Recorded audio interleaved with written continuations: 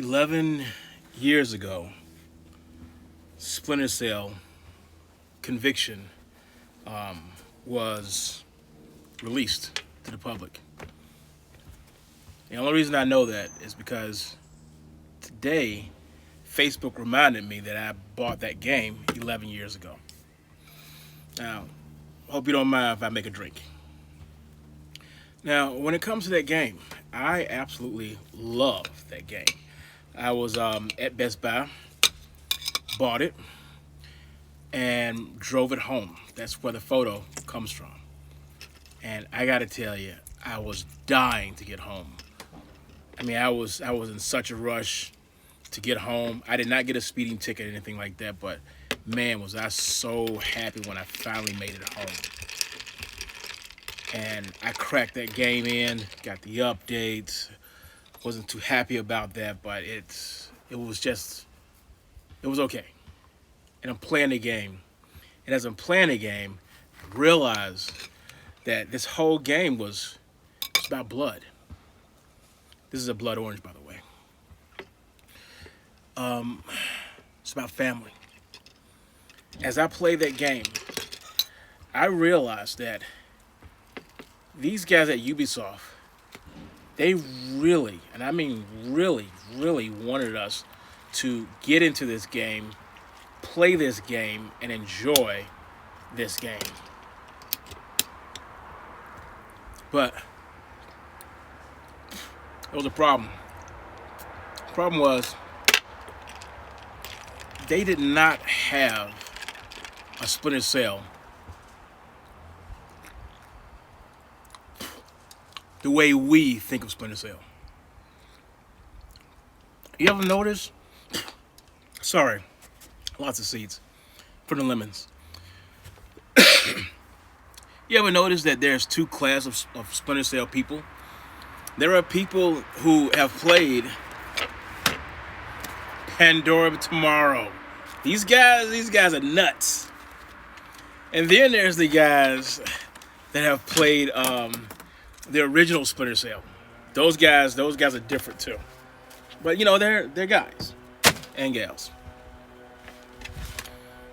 And then there's the Splinter Cell people and the Blacklist people. Although I've been there for every single Splinter Cell that has been released on the Xbox, I still consider this to be one of the best Splinter Cell games.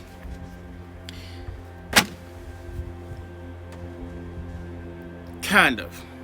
And I'm saying this because for the past month, I've been playing Splinter Cell Conviction. And I've been enjoying Splinter Cell Conviction. And I've been enjoying it because it is not your normal Splinter Cell game. There's no dragging of bodies. You do get this in some form or fashion, but you don't get the exact same one. Instead, you get a customized one from this chubby IT guy who's so nice and who's a big fan.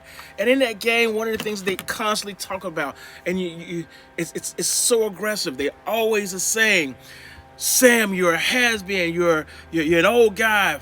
Somebody like you should be, you should be retiring," and all the other stuff, because they're downing him while he's looking for Sarah, his blood.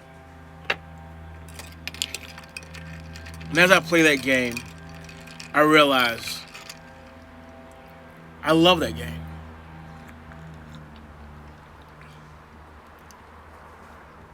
Yeah, I love that game. Because it's story-based. Unlike Splinter Cell, the other previous Splinter Cells, those other ones were about, we got a mission to take care of, we gotta save the world. There's always save the world, save a country, save something. But this time it wasn't. And like Vic said, it's about family. The game is about family. And about how he being Sam Fisher, wanted to get his daughter back, Sarah. What is the future? What will boom, boom, boom. What is the future? What will E3 bring to us? You know what I think E3 is going to bring? I believe they may bring us something. Where should they go? It's been a very long time since we had an actual Splinter Cell. As I look at real life, a real life person who was in the military, who has left the military and has gone on, he has worked with my team that I'm with, and he has been a great trainer, and now he has retired. He has gone back to the military in a sense to do these special projects, like a simulator or whatever. And I thought that was very unique, because I'm like, there is a life after the military. And even with Sam Fisher, there should be a Sam Fisher, even if we move over to the next person. Because you got to remember, Sam, ever since probably, I want to say, Double Agent, Sam has been trying to recruit other people to be Splinter Cells. Not the Splinter Cell, because there is no such thing as the Splinter Cell. He is a Splinter Cell. A Splinter Cell. He was actually training someone in Double Agent. The guy was cocky. He ended up getting killed, and everything went haywire from there. Worst thing ever could happen. Worst thing. Really and truly. But at the same time, when Conviction comes around, Conviction is kind of cool, because Conviction gives you the ability to play as another person. You get the opportunity to be Vic Costas for a second. Costa, whatever you want to call it. I'm just going to call him Vic from this point on. And as you play Vic in the Iraq War, or Iran War, or whatever war it was, blood oranges are so delicious. Slightly pungent, but still very delicious. As you play as Vic, you get the opportunity to be another person. You get the opportunity to actually go out and save Sam, which builds onto the story about how Vic will go out of his way to save Sam. I think that's very important, because the reason why Conviction and Blacklist feel so fluently together is because in Conviction, you get an opportunity to see Vic go and save Sam. In Blacklist, you get the opportunity to see Sam save Vic, put Vic in a hospital, and go and get his revenge. Because it's about family. It's about family. Believe it or not, the name Sarah is mentioned in Tom Clancy's The Division 2. They talk about not an agent, but like a person who is someone in the feds, and she's very stern and proper on her giving of orders. Sarah happens to be in Chicago when the Chicago attack with the water system happens during the game.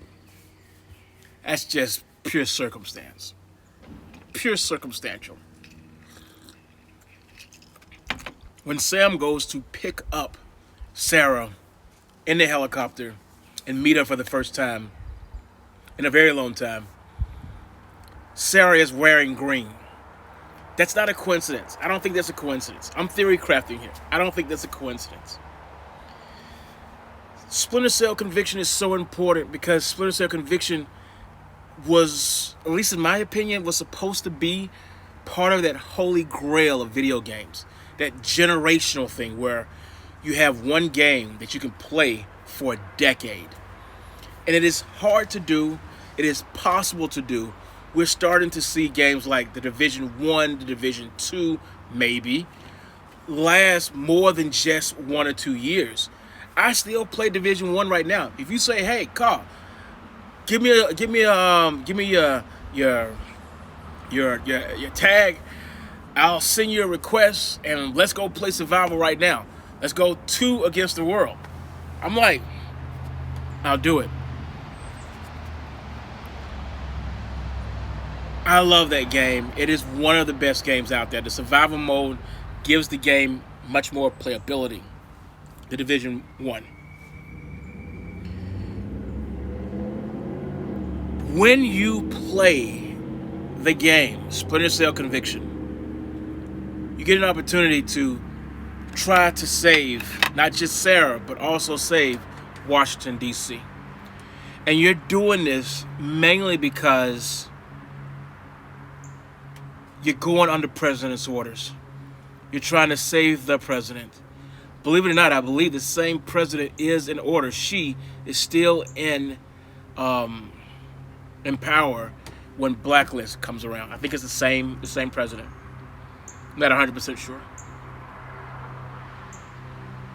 But I love that game because it's visually amazing to see. The story is amazing. The game also has something else that was just absolutely beneficial for me and my coworker.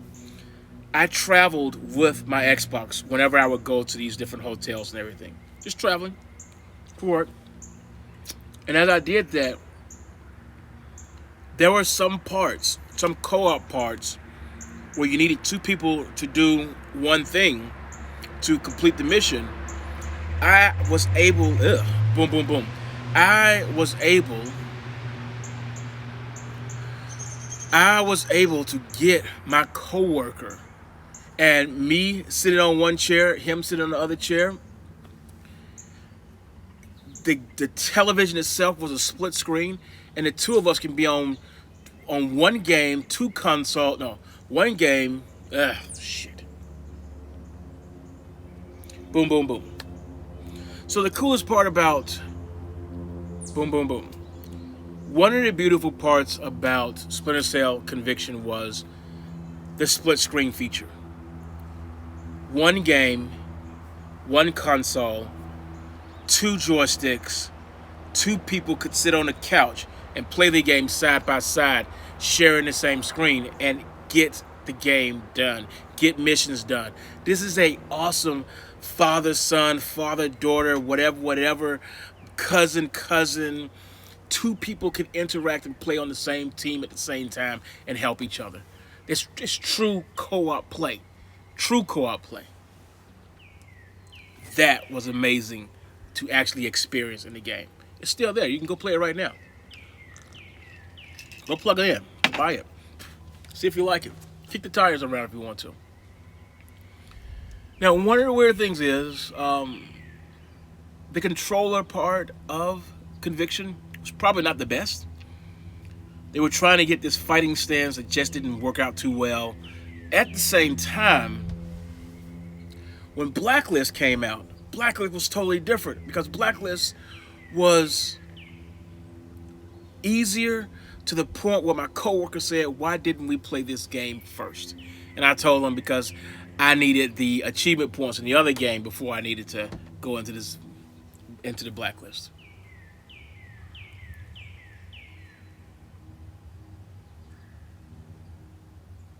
I'm only going to make a couple of videos about Splinter Cell, but I want to mention a few things. EMPs. Boom, boom, boom. EMPs. These are constantly listed as being a weapon in Splinter Cell. From the very beginning, even to, now I don't want to say Blacklist, but definitely in Conviction, you get the opportunity to see what a weaponized EMP can do. It can take down a city, put a city to its knees. What's the point of this video here? The point of my video is I just wanted to tell you that today Facebook reminded me of Splinter Cell. 11 years ago, I started playing Splinter Cell Conviction, and I enjoyed the heck out of it. When will Sam return? If Sam returns, I don't know. I think for the most part, this Zero version of Sam Fisher is the latter part of his military life, because it looks like he's a trainer. And that's what I was getting at earlier, was my coworker has done what a lot of military people tend to do is they want to train the next generation. And that's kind of what he's doing. He's observing and training in some kind of capacity, which I think is just mad awesome. What is the future of Splinter Cell? Sarah, for sure. Briggs, hopefully. I have to look down because I have to say his name right. Kestrel. He better be there. These people are important because they do show some diversity. But at the exact same time, they also are younger than Sam. I'm 48. I'm old. I can feel pain for real now. It's not like before, take a Tylenol and walk it off. No, no, no. I feel pain. In the winter, I feel it. When I go up the steps, down the steps, I feel it. Even though Sam Fisher is a fictional character, he should be feeling all of the pain that he has been dealt in the past. Winters should hurt. It's going to take some time for these guys at Ubisoft to build a group of people to play the game again. Right now, they're treating Sam Fisher like a spice that they just keep laying on top of different kinds of meats to see what these spices will pop up as. And that's the only way, not the only way, that is the best method of getting information out about Sam and trying to keep our spirits up. Because what I'm holding here is the old method. You bought the Xbox magazine, and on this was one mission that you had to play. And this was for Chaos Theory. This is how they turned around and said, hey, let's give them a piece of the mission, like a prequel to get them hyped up about the game. This is what they did. They would give out these because there was high-speed internet access, but there was not a solid way for consoles to play high-speed gaming at that point. I remember a couple of times when I did plug in my Xbox, I was playing with 54K? 54 megabytes? 54K? Something like that. Whatever the 54 was. That's what I was playing. And it wasn't pretty. It was a little time consuming, and the data was kind of limited. It was okay though. It was doable. But now we have the ability to do more. Now we can have games that are online all the time, every single day.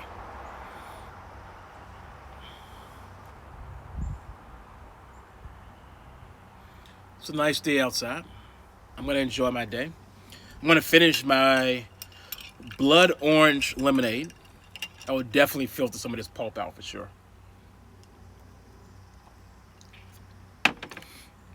And the very last thing. Why am I wearing this shirt?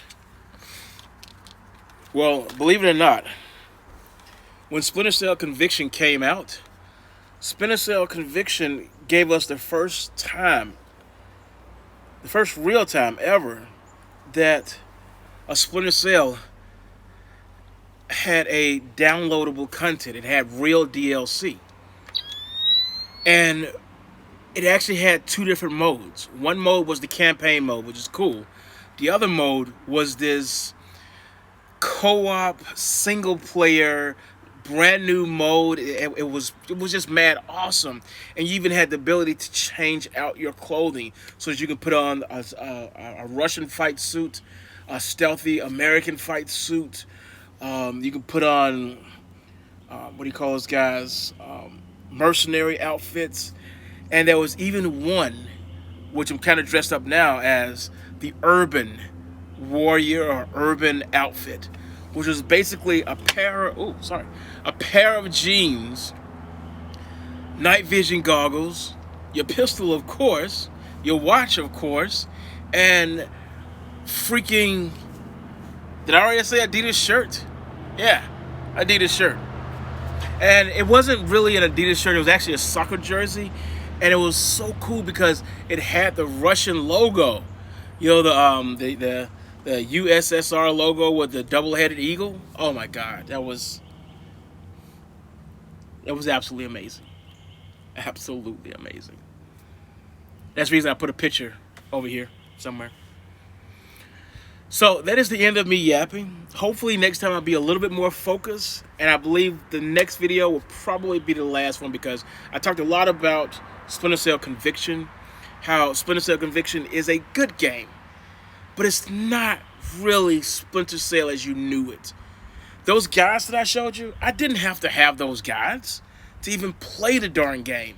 I could have just played it straight up. I didn't even need it. It was the absolute reason why when I bought Blacklist, I didn't buy a book, because I realized that they simplified the game.